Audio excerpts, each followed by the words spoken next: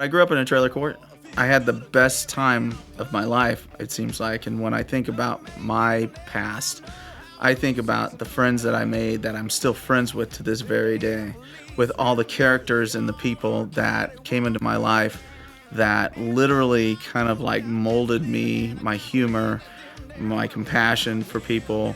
I didn't grow up a cowboy or country boy or anything. I really I grew up pretty humble in that little trailer court, but it was also a community of people that bonded together. So when your neighbor needed to help or something like that, it's not like today where people are so guarded or, it's like we were a community.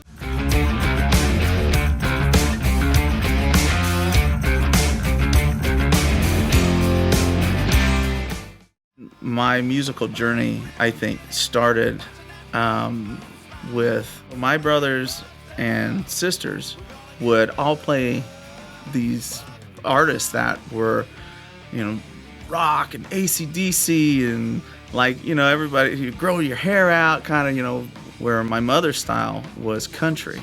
I used to envision myself while they were playing, the music, like, man, I would love to be that guy on that album, singing or playing, so I used to fantasize about that. Well, I just kind of picked up on it. It was like as the youngest out of the bunch, you absorb everything that they're throwing at you. Man, I had it all the way around, like a really good mix of music growing up.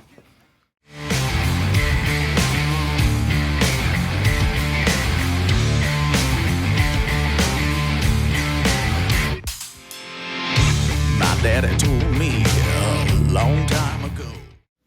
I've always been rock as far as my musical arrangement. Lyrically, it just kind of fit. Write what you know, and write where you're at in your life and that type of thing. And I've always done that. The reality is I married the two things that I love the most, which is rock and roll and country music. So rock and roll with country soul to it, Writing music and how I write the lyrics and the music that goes with it. When I first started out and first started writing music, it was about love, man. It was about a girl. But when I went from American Made album to Rowdy Y'all, and I was writing Rowdy Y'all, I put a lot more personal stuff in there than what I did the first. I mean, these were stories. American Made had stories that I experienced, and you hear track number one, at that point, you're like, okay, we're going down this little path, this little journey to get to that final song. But Rowdy Y'all had songs on it that touch how I felt with the suicide of my friend that was in the military. I said, man, I'm going to write about that. I put more of me emotionally into it than experience-wise. That's the best way I can put it. We like to have a good time. We like our country with our rock and roll. It's a beat and a sound that gets us moving on out of control. Let's get the punch on. I'll go play a show at a country joint, and then I'll immediately turn around and go play a rock joint. We're as well received in that rock bar as we were in that country bar, which was awesome.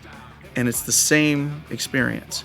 They heard something that they just attached to it, and they said, you know what, this is exactly how I feel today, or this is what I've been waiting for. I've been waiting for something that feels like this, that has the balance of the best of both the worlds. And I'll even get this, I don't like country music, but I like you. Not a lot of bands have that luxury to do that, but I think we have that quality. So at the beginning of the show, it's a big crash. It's a big boom. It's, hey, you guys, you better hang on, because at this point, we're going to have some fun. And literally, from the time we start all the way to the end, I'm taking you down this journey. I mean, for instance, each one of my shows, I have the American flag sitting right behind me, because I want people to see that, hey, I'm proud to be an American. It's more than just a band. We stand for something too. I always give a nod to where I came from and who I am. I always give respect and honor to our veterans, our wounded veterans especially. And that's where, in the show, I put a military boot right on the front of the stage. I don't care what stage it is at that point, because it could be the smallest stage in anywhere USA, or it could be at an event center where the stage is huge and there's some big headliner.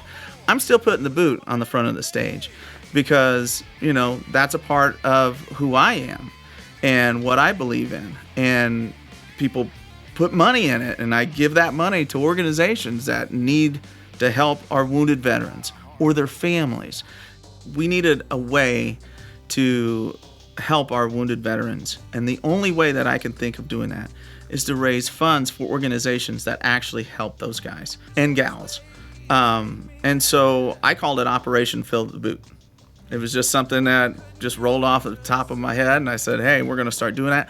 Had no idea it was going to turn into the success that it did, because we've raised thousands of dollars just as a band, thousands of dollars for these guys. I started doing that because my best friend, he had killed himself. He's military. And I didn't know what to do. I didn't know how to help. He had talked about it so much, about his PTSD. And for me, I never served in the military, but I can serve those who did. And that's what I'm doing. I'm helping those guys out. I can't think of doing anything else. That's why I put a lot of work into what I do. But along the way, I'm also making friends. And that's a really cool part of this job. Kind of live out this dream that I've always had since I was a kid. Listen to that first album, and I love what I do, and I can't wait to do it again. So hopefully I'll see you soon.